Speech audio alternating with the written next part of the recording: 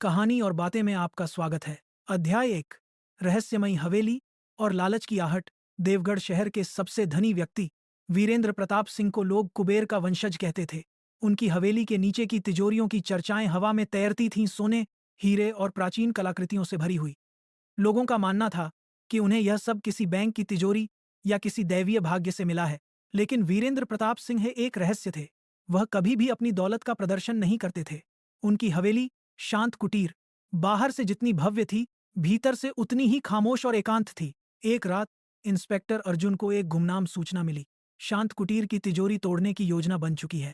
आज आधी रात अर्जुन तुरंत अपनी टीम लेकर हवेली की ओर भागा। अंधेरी रात में हवेली किसी काले साये की तरह खड़ी थी। अध्याय 2। टूटी हुई तिजोरी और खालीपन।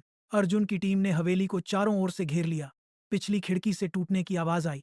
अंदर घुससे तो देखा, एक मुखौटा पहने चोर तिजोरी के पास खड़ा था। तिजोरी खुली थी, उसके दरवाजे जमीन पर पड़े थे। हाथ ऊपर, अर्जुन ने चिल्लाया। चोर ने डरकर हाथ ऊपर किए, लेकिन उसके चेहरे पर हैरानी थी। खजाना कहाँ है? अर्जुन ने पूछा। चोर ने लड़खड़ाती आवाज में कहा, मुझे कुछ नहीं मिला। तिजोरी तिजोरी खाली है। अर्जुन ने टॉर्च की रोशनी तिजोरी के अंदर डाली। सचमुच वह खाली थी, सिवाय एक पुरानी लकड़ी की पेटी के, जिस पर धूल जमी थी। चोर और अर्जुन दोनों की आंखें उस छोटी सी पेटी पर टिकी थीं। अध्याय 3। पेटी का रहस्य और आखिरी चाबी। अर्जुन ने पेटी उठाई।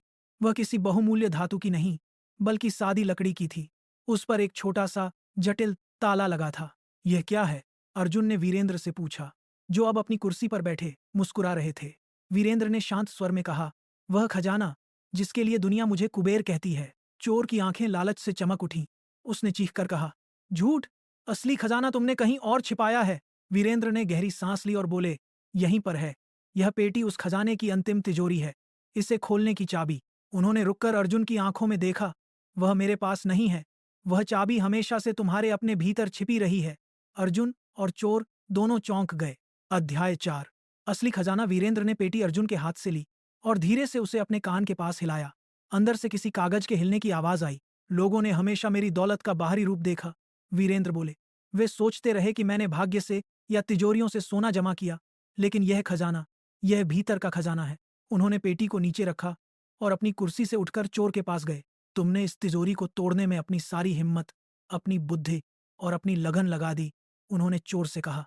अगर यही लगन, यही हिम्मत और यही एकाग्रता तुम कुछ सृजनात्मक काम में लगाते, तो तुम्हें किसी तिजोरी को तोड़ने की जरूरत नहीं पड़ती। वही तुम्हारी सबसे बड़ी दौलत होती। चोर के मुखौटे के पीछे की आंखें नम हो गईं।